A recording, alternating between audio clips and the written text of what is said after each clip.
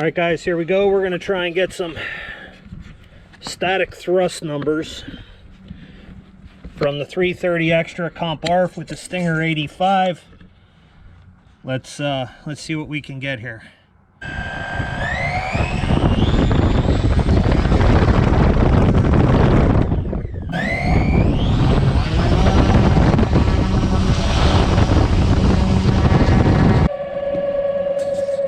So we got roughly 35 pounds there on that one.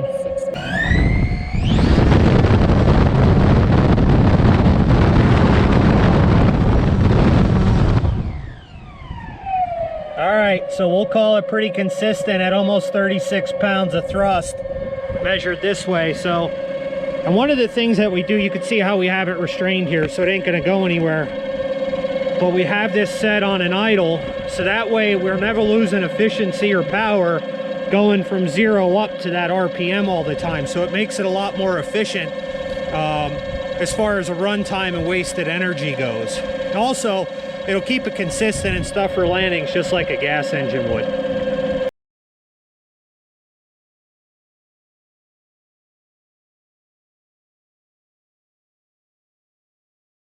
It is time to start doing the mock-up of our electrical system on the inside. So what we have here to mount is, obviously in this tray is going to be our rudder servo. We have a capacitor pack that we are going to be using in this model, so we actually have to solder the leads to the back of this thing. And that's going to be useful in smoothing out voltage ripple, which, unless you have the software and oscilloscope to see it or are really versed in that, I'm going to trust the people that have recommended them. Yes, it smooths out voltage spikes, but it also smooths out the voltage ripple from the motor into that ESC. So we've also lengthened our battery leads about 1 foot, and that's why we are going to be using that. So that thing is going to get mounted up front. Our receiver is going to get mounted somewhere in the center, and then we have 2 PAD pads, which are also capacitors, that will be getting installed, and they'll be off to the side. And what those look like are this, and you need 1 for every 2 to 3 servos. So I'm going to be using 2 of those plugged into the receiver, and that helps with the kickback from the digital cordless servos from High-Tech. So those things are pretty awesome, but we have to make sure that everything is hooked up there right. And then the last thing we're going to use is an OptiGuard battery backup system in case I should happen to lose a BEC or anything out of that Tribunus Scorpuion 130 speed controller. So that will get mounted in here as well. But anyway, let's get into making some of these capacitor wires.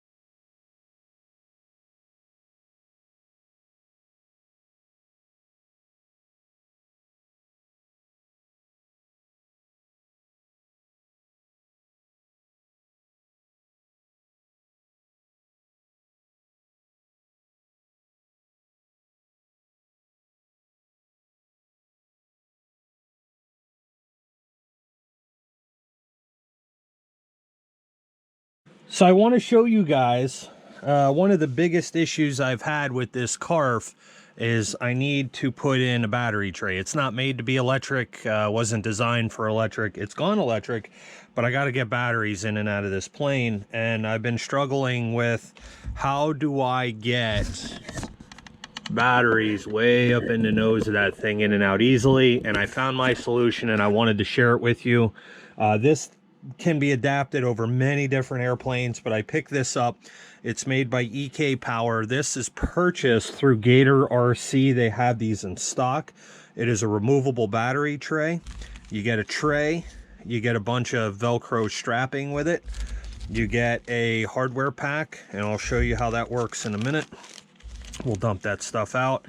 And this is designed for up to 2 6S's. This thing weighs like 2 ounces total weight for everything. And what happens is you will glue in a carbon rod into your plane. You will glue these to each side of the fuselage like so, like this. Almost looks like axles or wheels.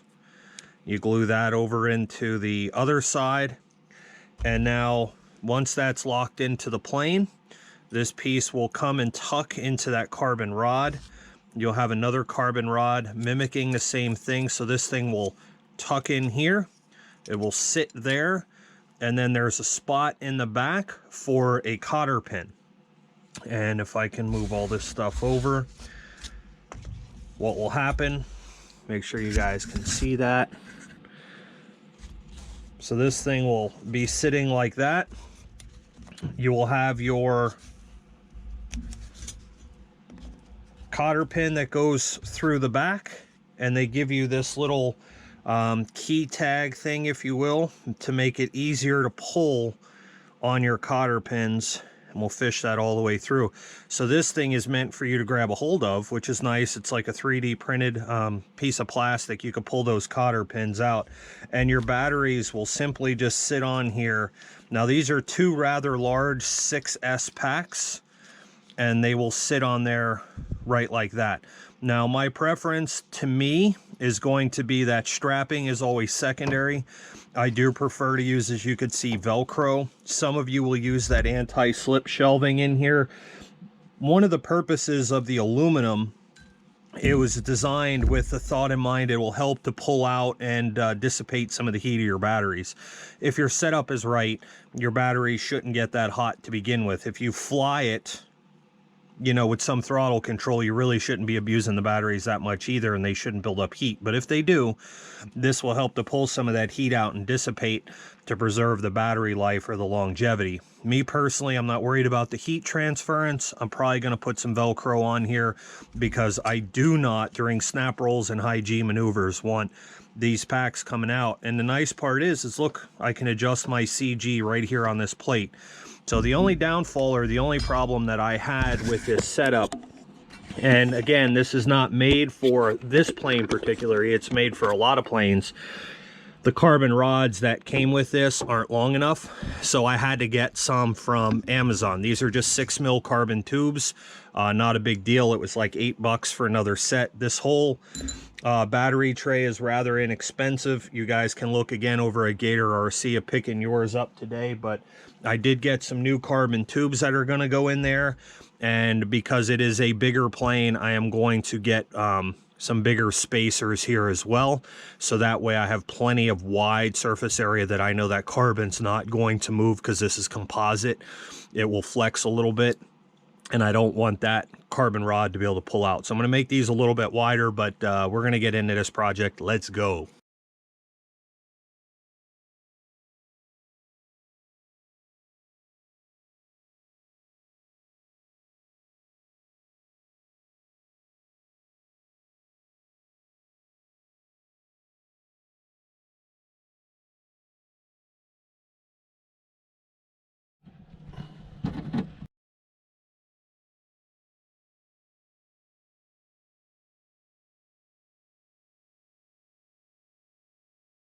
Now it's time to protect our fuselage a little bit. We're going to use 3M Paint Protect. You can get this in different widths off of Amazon, is where I bought this roll, in different lengths. And basically what I am going to do is to put this material on the fuselage to protect the edges of the wing from rubbing and eventually rubbing through the paint. So we're going to just simply trace the outline of this wing like so, and then we are going to wind up doing 2 of these, one for the other side as well. And I'm just going to cut this pattern a little bit bigger than the wing itself.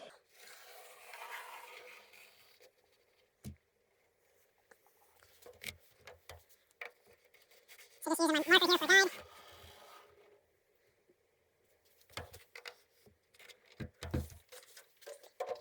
And that is pretty quick and simple. And now what we'll do is we'll use our fabric cutter here to make nice lines, so that way we're not zigzaggy and pulling the stuff all over the place.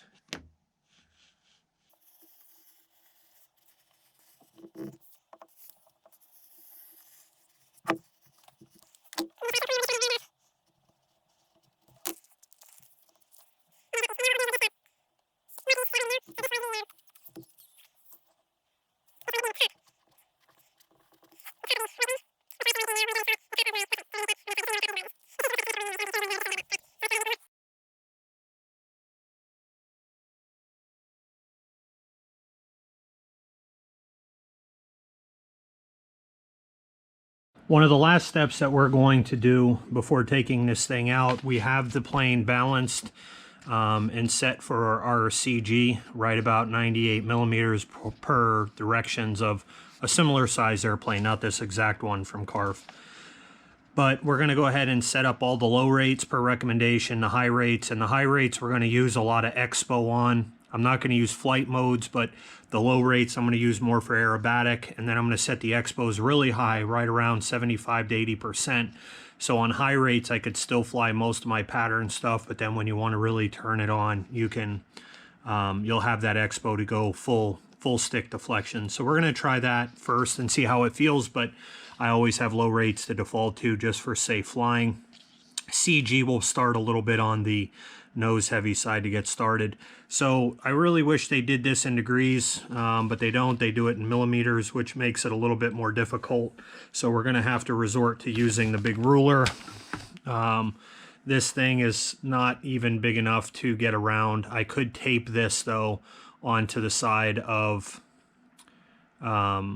the control surfaces and use that as a reference too, which I might do. So we'll see which one works easier, but let's get to setting this up. And the other note is aileron differential. This does call for an aileron differential down that is less than up. So hopefully everything is pretty easy to set up with our Jetty DS12, but I don't see it being an issue, so let's get rolling.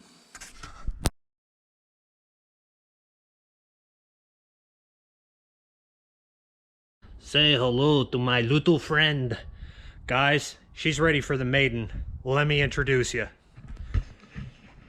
There she is. This is the CARF Hybrid. This was a compilation project between Composite ARF and Pilot. Pilot made the wings and the stabs, so that is all built up balsa, and then the whole fuselage is composite material, fiberglass. This is Ruby. Ruby, meet my subscribers. Subscribers, meet Ruby. This is the most technologically advanced plane Brendan has ever touched. So moving on with the times, man, I want to go through it. I want to tell you guys a little bit about it here, and we're going to get some static thrust numbers here later and see what she's capable of doing. But we just did some amperage draw readings and stuff like that, so we know what the electricity end of it is doing. So let's start nose to tail and go through this thing. So number one, special edition Jetty DS12. So it's a fully unlocked edition of the Jetty duplex system. That thing is on the different side because it uses a plastic case instead of the aluminum, but it's fully unlocked, which is the nice part.